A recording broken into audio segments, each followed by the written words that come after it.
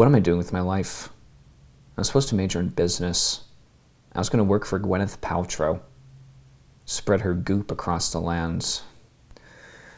I could be wrist deep in Gwyneth Paltrow's goop right now.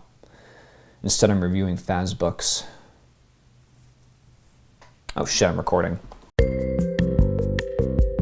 A hypochondriac by nature, Sam wins a dream sphere centered around Moondrop from the Pizzaplex. Not only does it help him do better at school by visually projecting information in the form of holograms, but it also sends him into blissful lucid dream states that he finds difficult to get out of. But as is typical in the world of Five Nights at Freddy's, dreams can often curdle into nightmares. Man, when I saw this cover, I was excited. I wanted to see Moondrop in one of these stories. The daycare attendant was one of my favorite things about Security Breach, and the written medium would do well to do his character justice and potentially even expand on it. Moondrop isn't even in this story. It's the frickin' Dream Sphere. That's the villain. Okay, I'll give the story credit where credit's due. Sam's character development is actually pretty good. His father's death via motorcycle accident resulted in him being scared of risk and adverse situations, and his journeys with the Dream Sphere unlock childhood memories of him with his father, where his father advises him to not cut himself off from the world and be able to enjoy new experiences. And the tragic irony comes from the fact that he can only learn this important life lesson by further subjecting himself to this psychotic dream therapy. There's more going on here than your typical Faz protagonist. I also kinda liked the concept of the dream sphere, how it lulls you deeper and deeper into a lucid dream state until you eventually fall into a coma. Major Outlast morphogenic engine vibes from that thing. Unfortunately, the story's negatives cannot be ignored. I teased a new disease to add to the Fazbook Medical Index, and here it is. Plankton palsy. We've seen this many times before in the Faz books, where some groundbreaking technology is developed that would normally grant its inventor millions of dollars in sales and clout, and instead it's being used to kill children. Illusion discs in the novels, Fazgoo, Sea Bonnies, and now the Dream Sphere, which can apparently visually project information in a subject's head and dredge up suppressed memories. So whenever these technologies appeared, I invoked Plankton inventing all these absurd gadgets to help steal the Krabby Patty formula, when really he should be selling it to King Neptune's army or something like that. Misplaced priorities, you know? So, Plankton palsy. And the Dream Sphere is the latest example of that. The CIA would have a field day with the Dream Sphere, but no, instead of using it to kill children. Fazbear Entertainment, we do a little trolling. Why go to the trouble to feature a holographic thought projector when you could have just written a story about the guy on the cover? It's just so baffling. Seriously, just write a story about Moondrop. Maybe then it'd actually be scary. Also the ending. One of Sam's character traits is that he spouts these horrific stories about mundane, everyday things that result in people dying. One of them happens to be a drunk guy who passes out on the couch and gets his face eaten off by a dog. Well, surprise, surprise, that's what happens to Sam. He falls into a coma because of the Dream Sphere, and his friend's dog eats his face off. Now don't get me wrong, I like dogs eating faces scenes as much as the next guy. I've read Hannibal. But in this story, it just doesn't work beyond being some kind of pseudo-clever callback. Maybe if Sam, while in the lucid dream state, cut his own face off and imagined the dog doing it, that would have been clever, because at least that's a repressed nightmare that's coming up to corrupt him. But no, it actually happens in real life, and while this scene is really gnarly and brutal, kind of funny, overall, it just feels tacked on. While Somnophobia has some redeeming qualities, the story as a whole is just mildly frustrating. You know, one of my commenters said something about how these stories are just sci-fi horror tales with the Faz prefix attached to them. You know what? That's a good point. When I read Phas fiction, I expect Phas fiction, not weird sci-fi. Well, maybe the next story will be to my liking. It's not. Luca is pressured by his friends into portraying Springtrap in an official Pizzaplex role-playing game with elaborate sets and costumes for reenacting different scenarios in FNAF's history. But despite his reluctance, he finds that the suit might be living up to its name. Can Luca survive these slowly activating Springtraps and convince his friends of his plight? Or will he succumb to the suit's horrific designs? This story... Okay, so Luca's the punching bag of the friend group. That's cool. His crush took a liking to another guy within the circle. That's cool. He's forced into portraying Springtrap for this FNAF LARP session. That's cool. The Springtrap costume is actually a real Springlock suit that's slowly killing him. Stupid, but alright, that's cool. But it's the execution that makes this story awesome. Basically, the more the Springlocks dig into Luca's flesh and bleed him out, the more his panic and anger overwhelm him. And he starts to blame his friends for putting him into this horrible situation. And then the vicarious rage of the spirit of Springtrap possesses him, filling him with new life, and he goes on a killing spree throughout the set, murdering all his friends, because that is the only way he can stop the pain.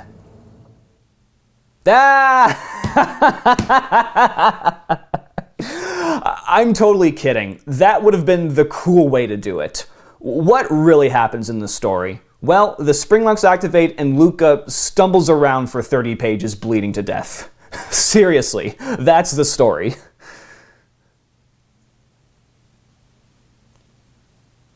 That's the story. I was 100% convinced that's where the story was going. It's hinted that this was a legitimate Springlock suit that an actual child murderer used to wear. The agony and anger boiling in Luca's head. The fact that his friends still think it's all a game and wouldn't be able to tell the difference until it's too late. I was so convinced that was the story direction that I halfway believe that that was the plan all along, and then it got changed last minute. Oh no, we can't have our protagonist be the killer. That would be subversive and interesting. No, let's just have him walk around in pain for 2/3 of the story. This tinfoil hat should prevent the stupid from seeping into my brain. Granted, there was some good imagery in here. My favorite was when it felt like his feet were swimming in the blood that was pooling in his shoes. Good stuff. And you know how else they try and throw in an extra element of horror? There's a Chekhov's child murderer. I'm not kidding. So in the beginning of the story, this random-ass guy named Earl shows up for like 5 minutes to creep on some kids. And then he shows up again at the very end, trying to kidnap the same kids. So Luca, while he's still in the Springlock suit, tackles the guy and uses the last of his strength to strangle him to death while he dies as well. Why did you do this? To give Luca some last-minute chance to do something good before he died? Some tragic hero moment? Noble sacrifice or whatever? What do you want, Luca? A fucking medal? Here's your fucking medal. Feel proud now? Seriously, how could these co-authors have written a story like this and not taken it to its logical extreme? The pieces were there, but they settled with something cheap and unsatisfying. Okay, I get that it's likely that my version of the story just never occurred to them. There is probably a dozen different directions they could have taken it. But it's not a good sign when your readers are actively reshaping your stories in the middle of reading them. This story pissed me off. A promising setup, disappointing as hell payoff. If I could rewrite one story in the Fazbear Frights, it would be Friendly Face. In Tales from the Pizzaplex, based on what I've seen so far, probably Pressure. Next. Grady, a technician at the Pizzaplex, breaks protocol and stays behind to test some attractions by himself. But will a series of exercise tubes inhabited by a menacing Ballora prove to be his downfall? And will he get over his deep-seated claustrophobia? This one was a real head-scratcher.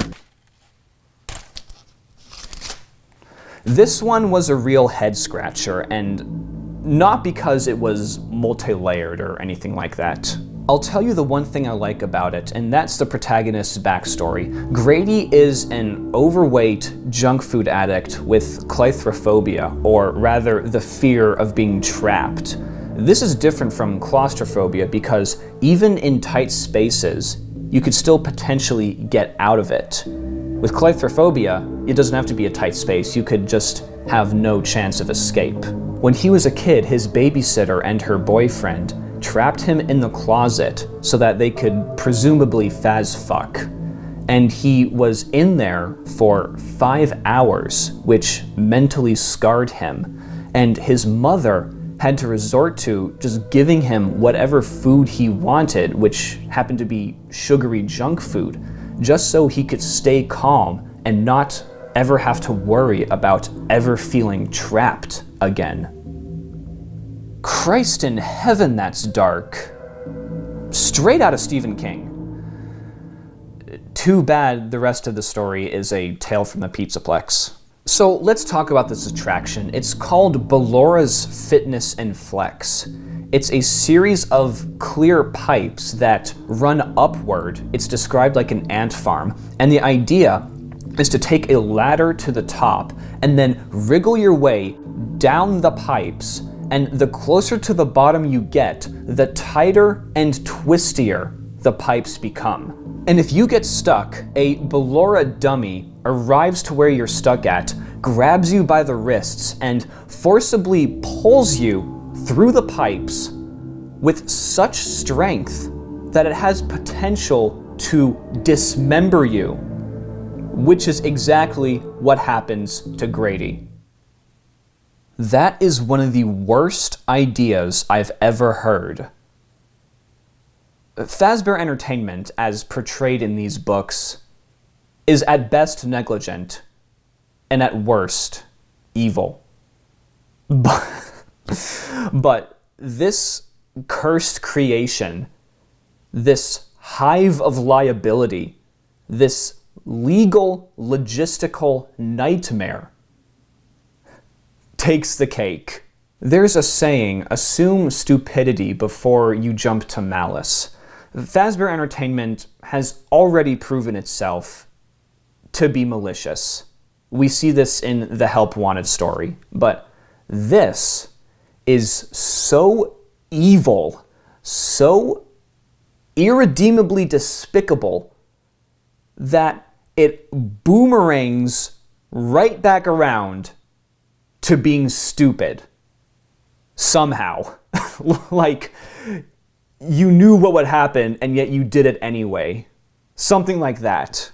I know this because they went to the trouble of building this death machine anyway, and yet they still tore it down when someone died in it, as if only then they were admitting they were wrong. Like, if you're gonna go to all that effort to build something like that, then at least own up to it when you incur casualties. Fazbear Entertainment. This one's also paced and structured really weirdly.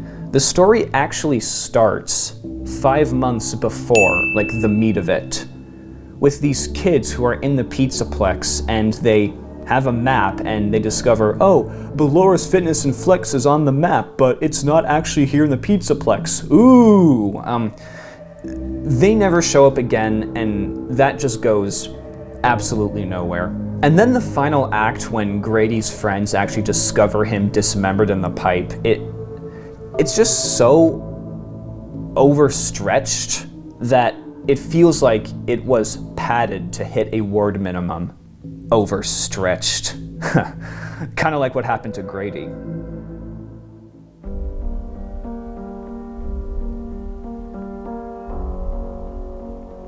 No. These writers aren't that clever. The thing is, the actual conflict involving Grady getting stuck in the pipe and pulled apart by Belora is really well done.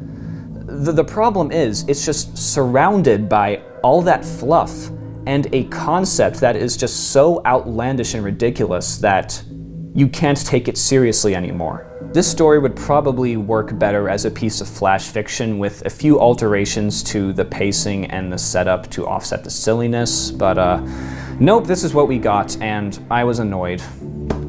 Man, 3 stories in a row that pissed me off. Is the epilogue any better? Well, the idiot kids decide to split up and find a way out, and the demonic black endoskeleton, I'm still not sure what it is, decides to split them up.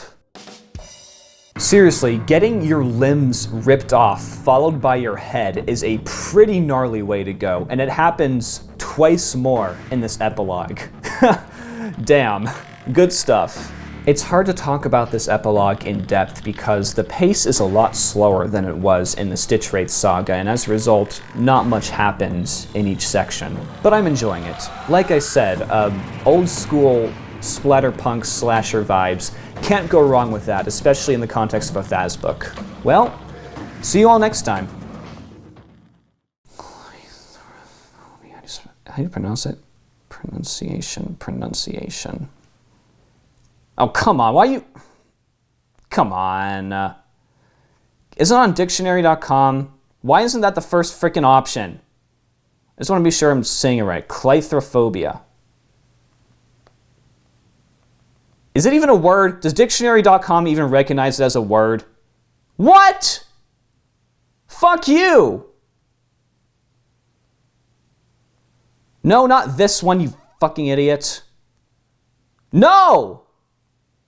God, I hate phones. Here. And of course it's making me watch a fucking ad. Fragrance. Upgrade to Airwick Essential Mist. Claustrophobia.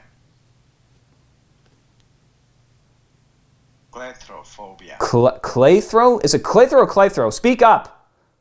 Claustrophobia. Clathro? Claustrophobia. Clathro. Oh my god. Okay, I'm gonna watch this one. Claustrophobia. Can we get a freaking like English accented speaker here? Claustrophobia. Claustrophobia? Claustrophobia. Claustrophobia? Claustrophobia. Claustrophobia? Fuck me. I need to adjust my hat.